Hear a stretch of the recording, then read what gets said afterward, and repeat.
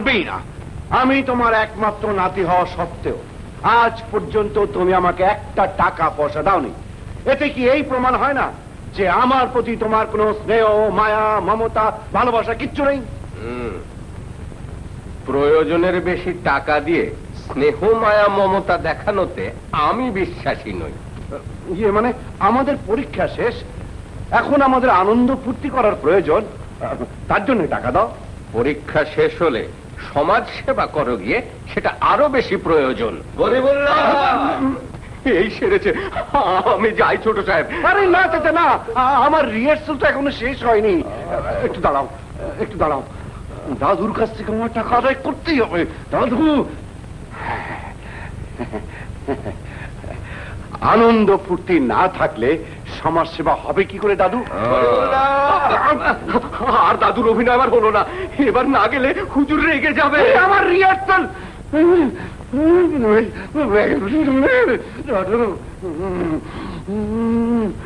সুন্দর অভিনয় করেছিস, কিন্তু তুই নানাকে দাদু বলিস কেন? নানাই বলেছেন আমাকে দাদু বলে ডাকবি। নানা বললে নাকি মায়ের কথা মনে পড়ে যায়। তোর মা থাকলে না টাকার কোনো চিন্তাই ছিল না। আচ্ছা, তোর দাদু এত লোককে টাকা দেয়, তোকে কেন দেন?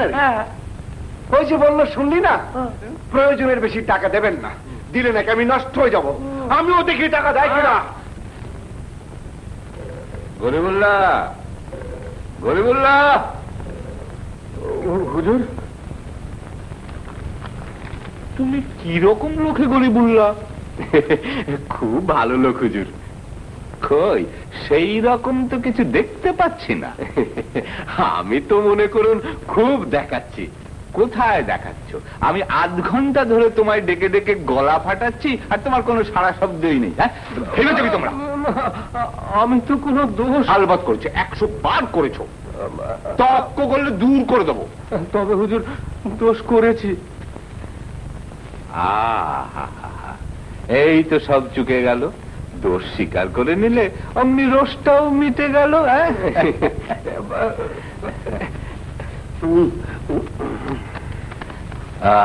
দাদু, কি কিছু বলবে? ইয়ে না, মানে কিছু না, কিছু না। চাচা, দাদুর কলকেটা নিভে গেছে, তুমি দেখছো না? কি আশ্চর্য, জ্বালিয়ে দাও। যাও যাও, আরে কি আশ্চর্য, যাও যাও যাও। মানে দাদু, মানে আমাদের পরীক্ষা তো শেষ, তাই তাই আমরা একটু মানে একটু একটু আনন্দ ফুর্তি করতে চাই। কি বললে? কি করবে? ইয়ে মানে মানে রেজাল্ট না বেরোনো পর্যন্ত বন্ধু বান্ধব নিয়ে একটু আনন্দ ফুর্তি করতে চাই। তুমি যদি কিছু টাকা দিতে। টাকা? আনন্দ ফুর্তির জন্য হবে না। এই বয়সে এত আনন্দ ফুর্তি ভালো না। যাও।